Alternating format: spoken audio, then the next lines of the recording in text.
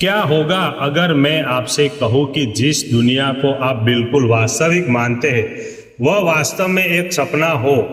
यह घर, यह शरीर, आपके रिश्ते, आपकी खुशियां, आपके दुख, आपकी सफलता और आपकी असफलताएं। क्या होगा अगर यह सब ऐसे स्वप्न का हिस्सा हो जिससे एक दिन आपको जागना है। सुनने में यह अजीब लग सकता है, लेकिन हजारों वर्षों से ऋषि मुनि, संत, योगी, दार्शनिक इसी प्रश्न पर चिंतित करते आए हैं। क्या सच में संसार केवल एक सपना है? आज की इस वीडियो में हम इसी रहस्य को समझने की कोशिश करेंगे। वीडियो के अंत तक बने रहिए, क्योंकि जो बात आखिर में सामने आएगी वह शायद आपके जीवन को देखने का नजरिया बदल दे। नमस्कार दोस्तों, आपका स्वागत है। जब हम रात में सोते हैं तो सपने देखते हैं। सपने में हमें सब कुछ वास्तविक लगता है। हम हंसते हैं, रोते हैं, डरते हैं, भागते हैं, जीतते हैं और हारते हैं। लेकिन जैसे ही हमारी आंख खुलती है हमें पता चल जाता है कि वह सब केवल एक सपना था। अब जरा सोचिए, अगर अभी भी हम किसी बड़े सपने के अंदर हो तो। भारतीय दर्शन में इस विचार को बहुत गहराई से समझाया गया है। आदि शंकराचार्य ने कहा था कि यह संसार माया है। माया का अर्थ यह नहीं कि संसार बिल्कुल अस्तित्वहीन है, बल्कि इसका अर्थ है कि हम जिस तरह इससे समझते हैं यह वास्तव में वैसा नहीं है। उदाहरण के लिए, अंधेरे में पड़ी हुई रस्सी को देखकर हमें साफ दिखाई दे सकता है। डर वास्तविक होता है, दिल की धड़कन तेज हो जाती है, लेकिन साफ वास्तविक नहीं होता।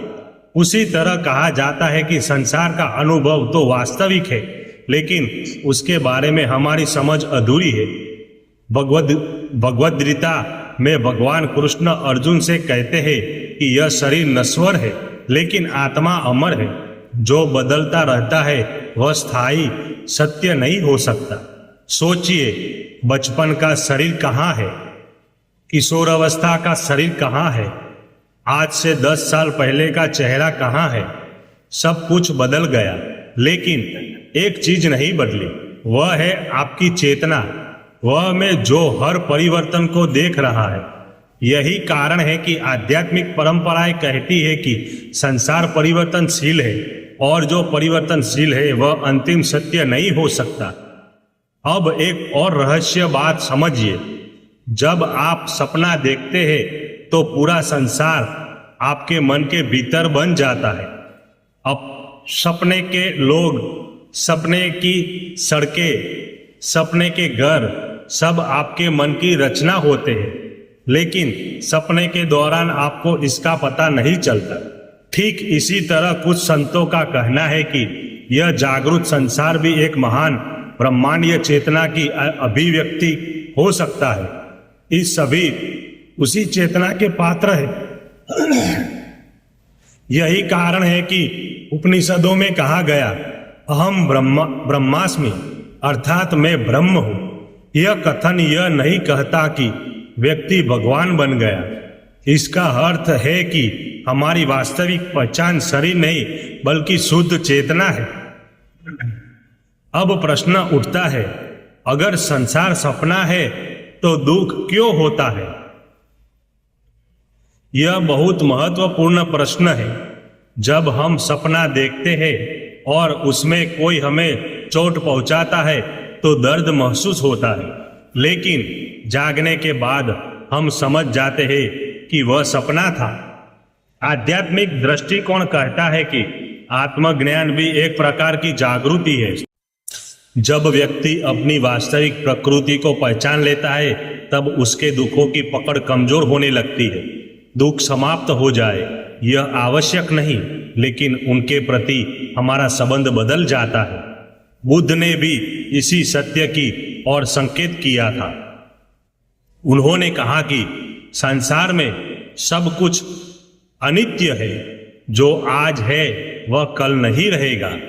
धन, यश, सौंदर्य, शक्ति, संबंध सब बदलते रहते हैं, और जब हम बदलती हुई चीजों को स्थायी मान लेते हैं तब दुख पैदा होता है। अब एक कहानी सुनिए। एक राजा ने सपना देखा कि उसका पूरा राज्य नष्ट हो गया है। वह जंगल में भटक रहा है, भूखा है और उसके पास कुछ भी नहीं बचा। अचानक उसकी आंख खुल गई। वह अपने महल में था। उसने राहत की सांस ली। लेकिन तभी उसके मन में प्रश्न उठा, कौन सा सत्य है? सपने वाला दुखी राजा या यह जागता हुआ राजा? कहते हैं कि इसी प्रश्न ने उसे आध्यात्मिक खोज पर भेज दिया और अंत में उसने जाना कि दोनों अवस्थाएं बदलने वाली। सच्चा सत्य वह है जो दोनों को देख रहा है, यानी चेतना। दोस्तों, यही इस रहस्य का केंद्र है। आध्यात्मिक परंपराएं यह नहीं कहती कि दुनिया बिल्कुल नकली है। वे यह कहती है कि दुनिया अस्थाई है, जैसे बादल आते हैं और चले जाते हैं, जैसे ऋतुएं बदलती है, जैसे दिन के बाद रात और रात के बाद दिन आता है, वैसे ही जीवन की हर घटना आती और चली जाती है। लेकिन हम उन्हें पकड़कर बैठ जाते हैं और फिर दुखी होते हैं। अगर संसार एक सपना जैसा है तो इसका अर्थ यह नहीं कि हमें जिम्मेदारियां छोड़ देनी चाहिए। नहीं, भगवद गीता का संदेश ठीक इसके विपरीत है।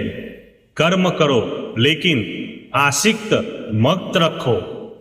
अपना कर्तव्य निभाओ लेकिन परिणाम से खुद को मत बांधो।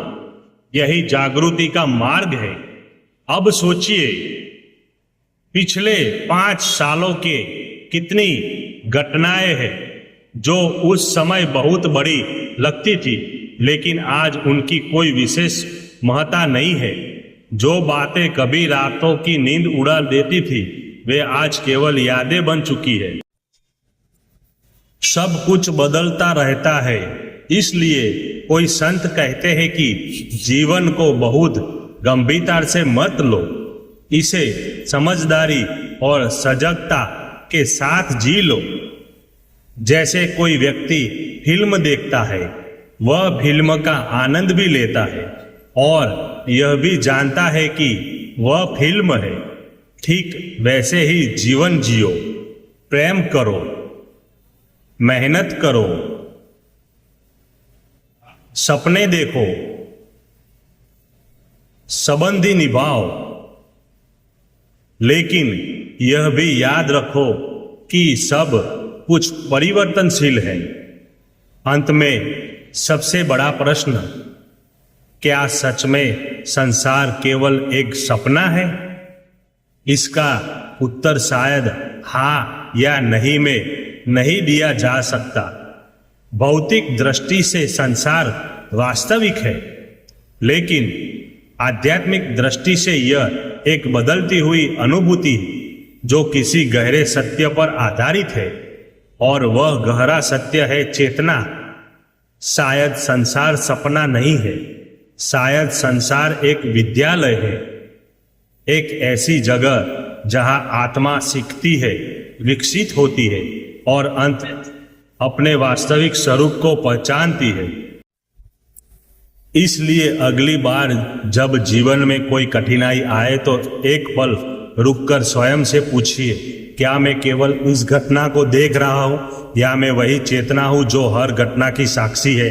हो सकता है इसी प्रश्न में आपके जीवन का सबसे बड़ा रहस्य छिपा हो। अगर आपको यह वीडियो पसंद आया हो तो लाइक करें, चैनल को सब्सक्राइब करें और कमेंट में लिखें, मैं साक्षी हूं, केवल अनुभव नहीं।